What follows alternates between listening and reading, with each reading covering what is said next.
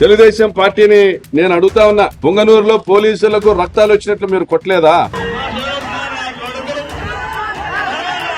ఇప్పుడు చూసారు మీరు దిశ డిఎస్పీ గారు దాదాపు 5-6 గుట్లు పడ్డాయి. దెంగి తినడానికి వచ్చినారా మీరు పోలీసులు అనేసి అచ్చెన్నాయుడు మాట్లాడలేదా?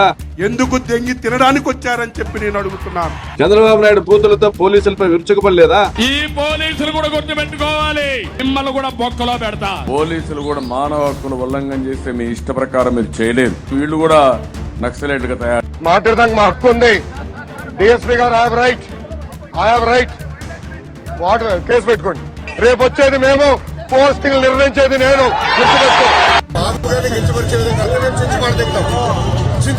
మేము అందరూ అరెస్ట్ అవడానికి సిద్ధంగా ఈరోజు దెబ్బ పడితే రక్తం లేచి మనకి సిద్ధపడండి. ఈరోజు ఆ రిశాంత్ రెడ్డి చెప్తున్నా, 9 నెలలు ఓపిక పట్టు, నీకు ఆపరేషన్ చేపించి అన్ని కంపెనీ విధంగా చేస్తాడు ఈ లోకేష్. మరి ఆ రోజు ఎక్కడ పోయినా మీ ఈ ధర్మ సందేశాలన్నీ